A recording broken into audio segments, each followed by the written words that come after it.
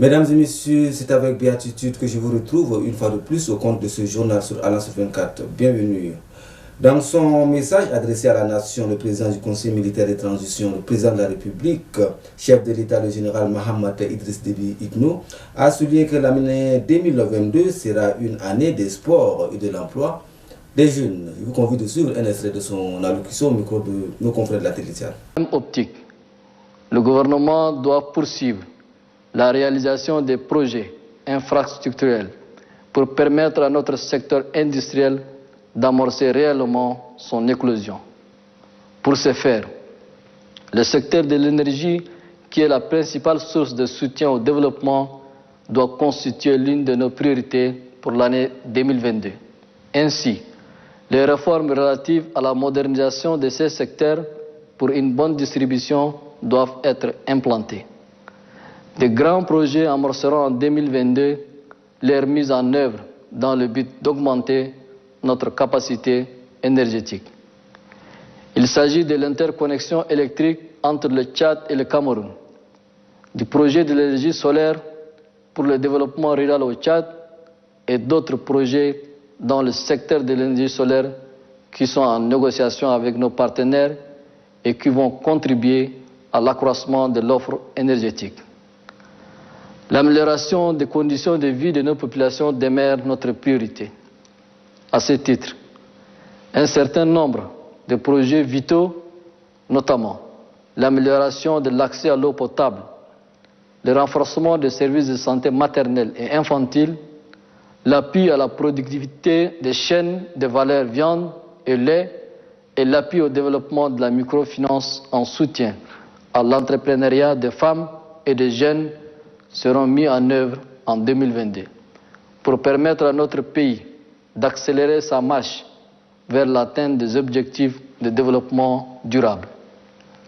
Pour faire face à la question de l'emploi des jeunes et la lutte contre le chômage, la fonction publique ouvrira ses portes pour le recrutement de 5 000 jeunes en 2022.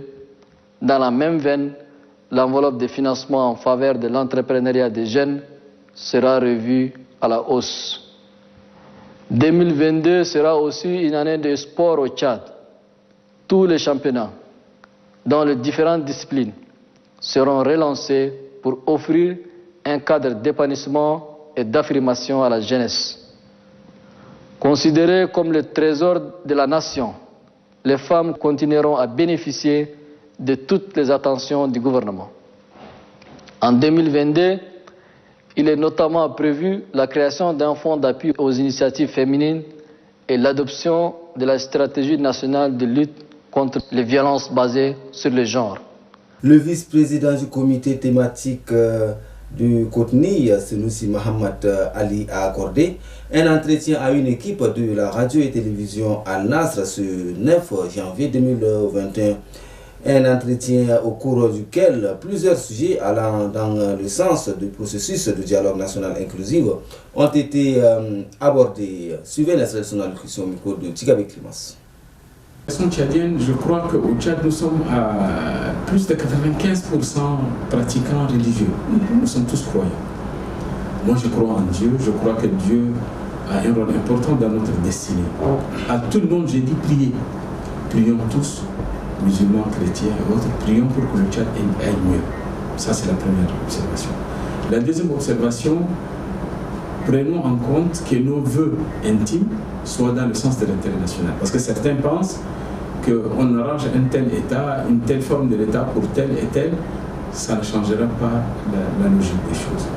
Il y aura un président de la République pendant le dialogue, après le dialogue.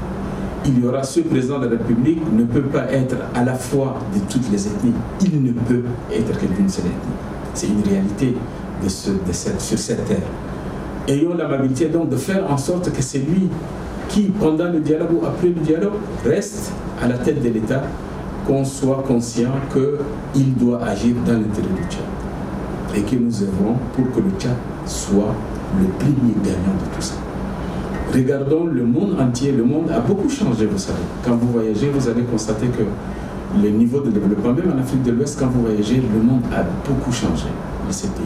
qui ont d'ailleurs un niveau de développement, qui sont censés avoir un niveau de développement similaire au nôtre. Alors il faut que nous changeons notre pays pour que demain nos enfants trouvent un cadre approprié de leur éducation, pour trouver de l'emploi, pour que nos malades ne puissent pas beaucoup souffrir, qu'on se soigne, que la sécurité soit définitive, qu'on puisse se déplacer d'un point à un autre sans difficulté, que du nord au sud, quand on se voit, il n'y aura pas ces regards de haine, mais des regards d'amitié et de sourires entre nous, et on va avancer ensemble. C'est un rêve, mais j'y crois fondamentalement. J'y crois fondamentalement. Je vous remercie. Restons toujours dans le même siège, amis téléspectateurs, lors de leur rencontre avec les responsables des médias. Le président du comité du Kotni, Ngombaye de Goltar Arma, a souligné que les médias jouent un rôle primordial dans l'organisation du dialogue national inclusif et qu'ils ont besoin d'un coup de main pour que cela soit une réussite. Il est au micro de notre reporter Mohamed Toukou. Suivez. Et c'est essentiel pour nous de travailler avec les médias pour avoir, n'est-ce pas, les dispositions qu'il faille et de sensibiliser nos concitoyens. Les médias sont donc les vecteurs les plus importants dans la préparation de ce dialogue. Ce n'est pas un abus de langage, c'est une réalité de notre temps. C'est dans ce sens que la dernière fois, nous l'avons déjà dit, la préparation est à 3 niveaux.